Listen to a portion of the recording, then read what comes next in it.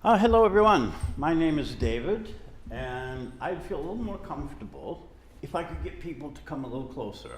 So for this presentation, would you mind just filling this space over here, and would you please find a seat over here? If you can, if you have something you're doing, stay where you're at. But let's try to fill up this tiny area here so I can pass you books and pass them around.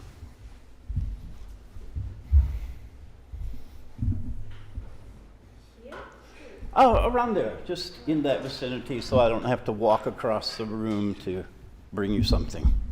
Thank you. So, my name is David. I work with children. I work with adults as well. I like to use picture books as one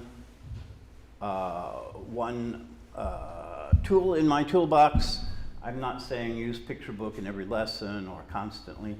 But there are a lot of things to say about picture books, but what I want to do today, in a few minutes, is to show you some of the most useful ones, the ones that I found the most useful.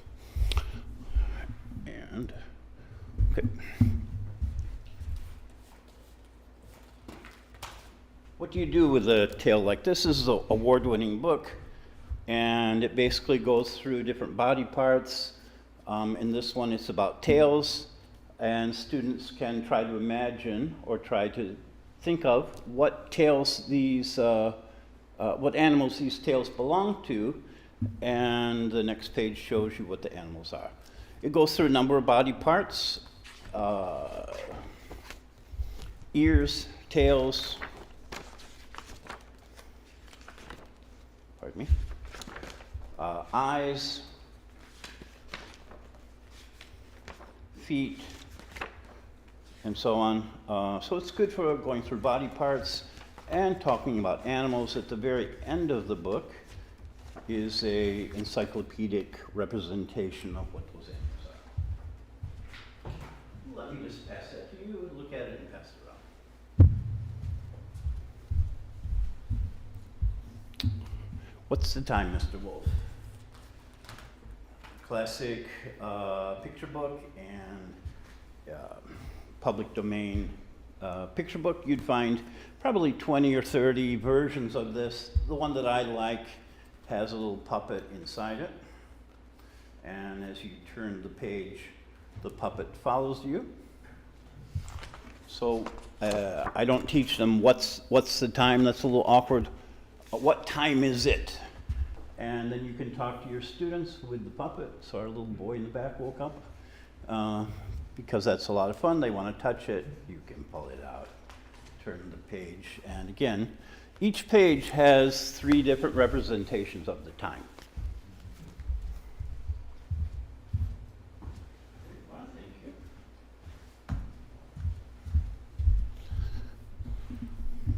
So I just scanned a couple pages from every book.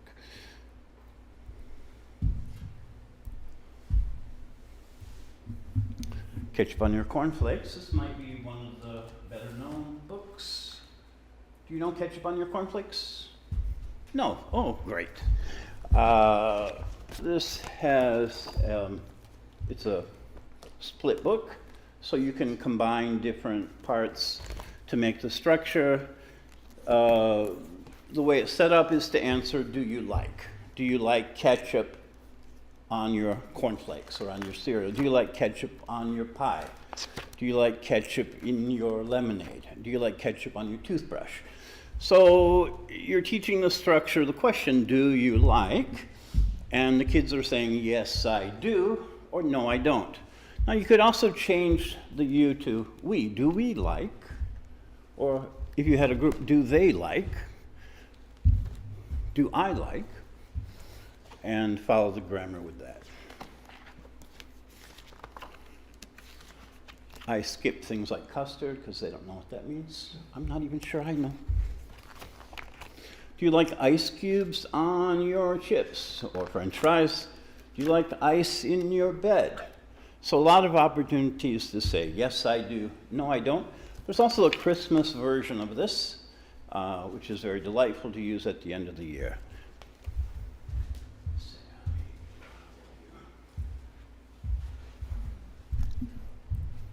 pictures like that. So mix and match to say the structure.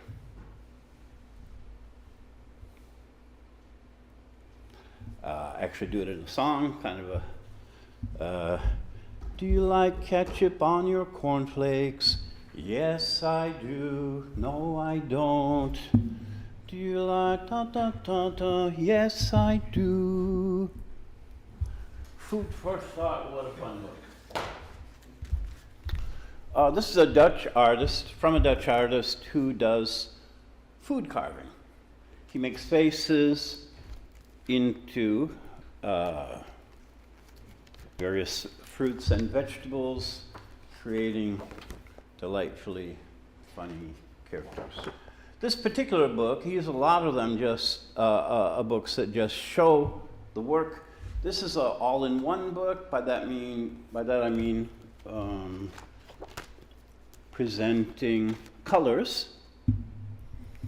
Also has a 1 to 10 and the alphabet.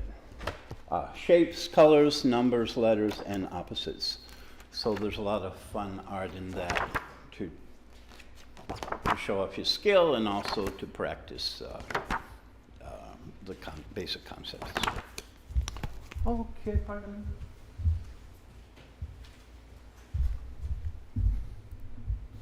My friends, probably my favorite, most useful book to use. By Gomitaro, a famous Japanese artist. And each page has a structure I learned to infinitive verb from my friend the. It could be their various friends, animals, people, and objects. I learned to walk from my friend the cat. I learned to jump from my friend the dog. I learned to climb from my friend the monkey. There are 16 infinitive verbs with matching 16 objects. For my purpose,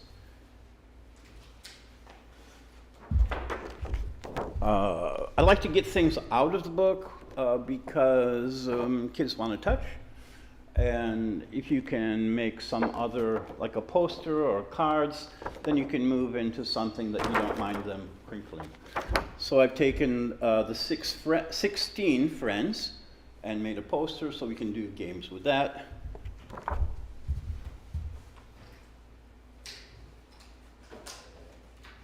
And I've taken the same material and made cards so we can play card games. I've 32 cards, 16 friends, and then 16 infinitive verbs.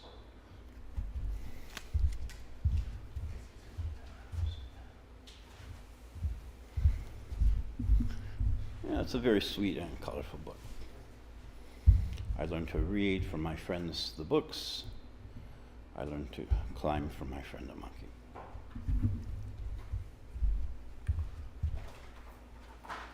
Of the books I brought today, this is probably the most valuable for working with high school, adult, college age. I think it's a wonderful book called This Is How We Do It.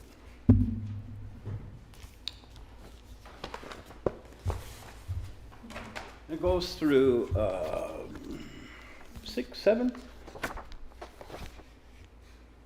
people around the world, and basically a profile of their life. This is me. They introduce themselves, and they are from Italy, Japan, Uganda, Russia, India, Iran, and Peru. Then it goes through each part of their life. This is where I live. They get to talk about their house. This is who I live with. They don't use the word family. This is what I wear to school, what I eat for breakfast, how I go to school. They go on to 2 pages to give better art and description. This is my teacher, and so on, a number of parts of a child's daily life. Finishes with a glossary, particularly of the food that they talk about. That's most likely to be the thing that people won't know what that is. and also a photo of the family. Thank you.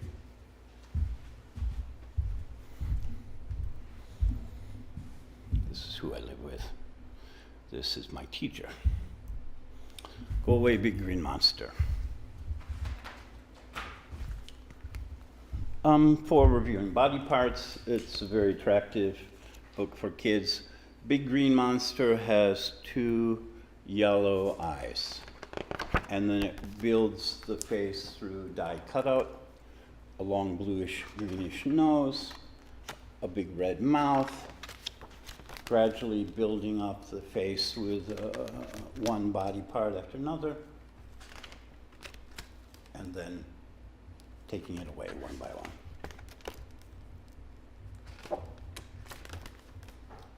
A nice body part review and introduction.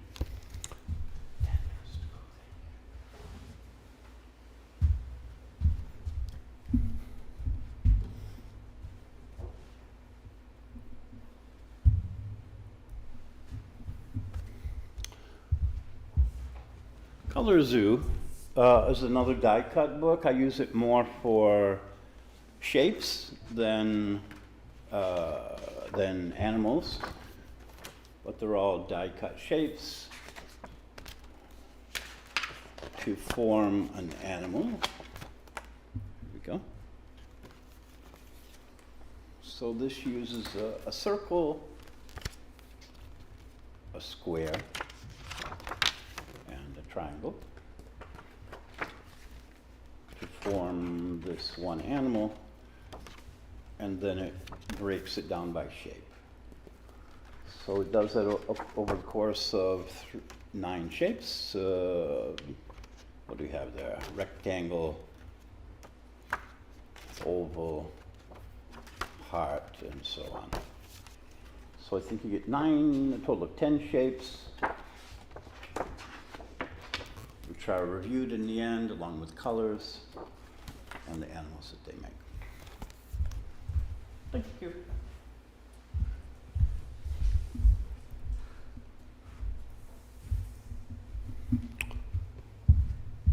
Third die cut. Lemons are not red, very fun. For colors,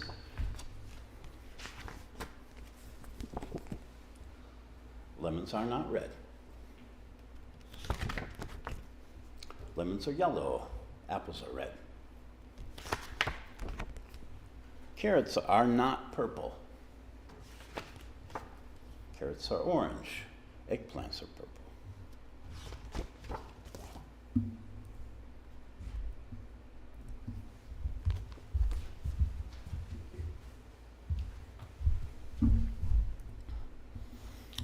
Okay, lastly, I want to show 3 Eric Carle books.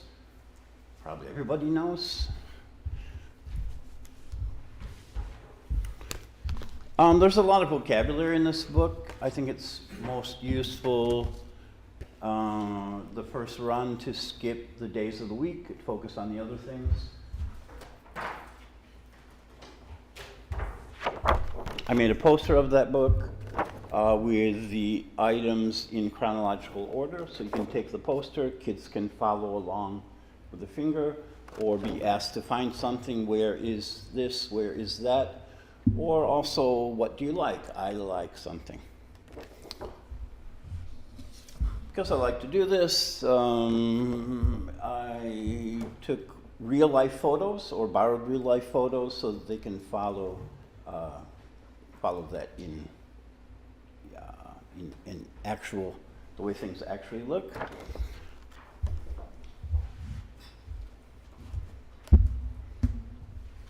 And I made cards for that, and I use these kind of dice where you can take your cards, put them in the dice, and as you can play poster games, you can play card games, you can also play dice games.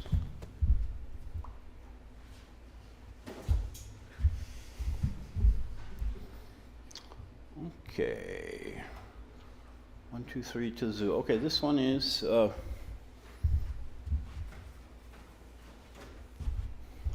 brown bear, brown bear.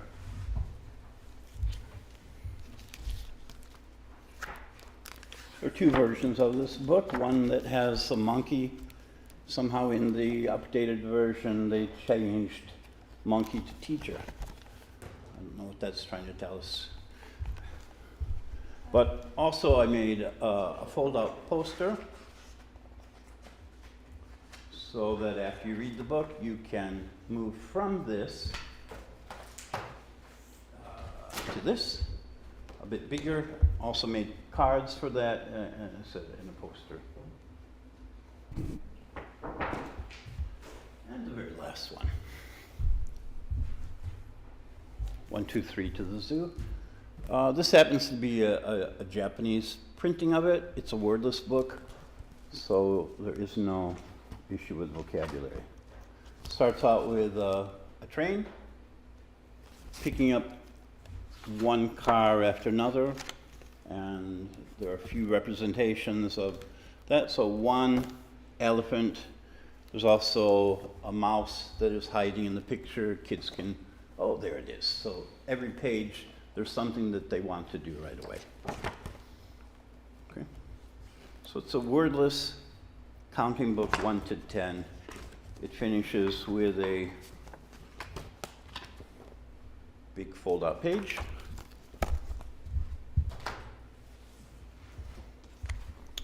And I doubled the size of that so that, again, I can close the book, set it aside, and then we can work at this, ask him to find things, to count things, and so on.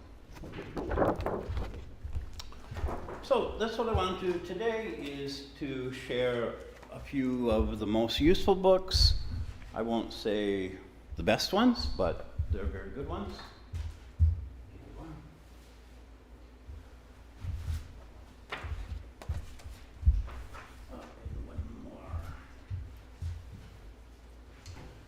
So, can I answer any question about related to picture books? Yes. I'm very curious. So there's this book for older students, right? And you said that they don't use family. I wonder if it's because there's somebody who can be an orphan in the system, but at the same time, all the families are heterosexual, heteronormative, shit ton of kids. How do you address the issue that it's not the case? Like, you probably even have students in the class who come from single parents, no? We do a couple projects. 1 year, students made their own version of that book. They picked 3 or 4 of the topics. The way we introduce family, we're not trying to focus on, the classic family. So I think the way that we teach it, we give, give room for people to have all different kinds of family, although we don't intrude on that much. There's another wonderful book that I don't have here. It's like 500 pages, and it's literally pictures of 1,000 families of all different kinds that you could imagine. If you wanted to go in that direction, that's a wonderful book to explore the way different families look. That's nice. So your teaching establishment is actually supportive of more inclusivity. I don't think we're trying to put judgments on it. Your family is who your family is. Mainly, we're teaching small children, so they may not have an exposure to a lot of the diversity that we're aware of. But we're trying to create activities to talk about their own family without saying, why didn't you draw your father? They get a chance to draw the picture of their family as they see it. I think Japanese kids don't always know, who is their cousin. This is that person. When I ask small children who this is, they're not always able to say, this is my aunt or what, but that doesn't matter. This is the family that they've represented, and we want to help them talk about that. But you don't teach them other forms of family apart from what they experience. We're focusing on their family. Yeah, so they're talking about their experience. This is, in other areas, this is what I like, this is what I have, this is what I play with, this is my family. So I guess we're not directly helping them to talk about some other person's family. But this is the family that they have, and how can they talk about that? Am I missing your question? You should tell the age group you're working with. Pardon me? The age group. Yeah, the age group is quite. Yeah, I'm, I teach different ages in different situations, but right now my full-time work is elementary school kids. So I also did that same book with an adult class, but it was really meant to talk about their family, not to talk about a hypothetical family. I see. So you are supporting their bias. Good. Well, I have no judgments, and I don't feel students have to prove something to me. For children, I think family is who is around them, and it may even be a neighbor, a cousin, a pet.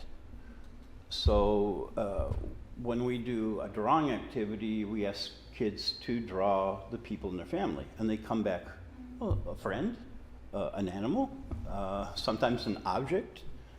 Well, I'm not going to say, no, that's not right. That's not your family. This is who they came with. So let's help them talk about who they see as their family at that moment in time.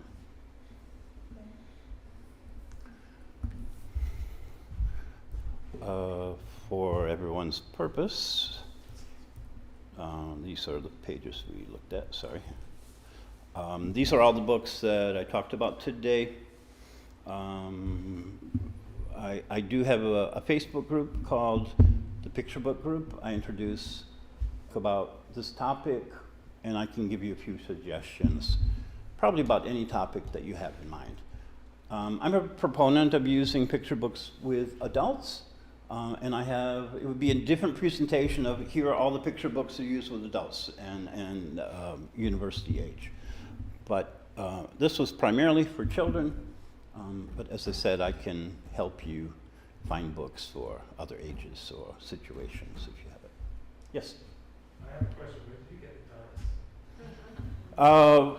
You can get them on Amazon. Okay. Temu is cheaper. Right. I don't know if there are other places that you buy educational materials, but I think this set came out to about 500 yen per dice. And I think this was Temu. That's That's expensive. expensive. Before this was made, people made their own. You can certainly do that. I prefer this. I thought 500 yen per dice was pretty reasonable, but yeah, opinions vary. That would be probably there are companies that do teaching materials, and 500 in a dice would be typical for that. Okay, yeah. It's like lead-free and stuff, yeah, probably. Organic.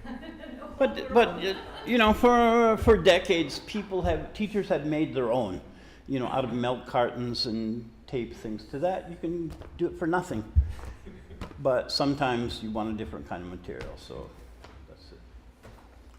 All right, any other question? Yes? Could you explain the popularity of that last title, The Very Hungry Caterpillar? I cannot understand why I that's hate so that so popular.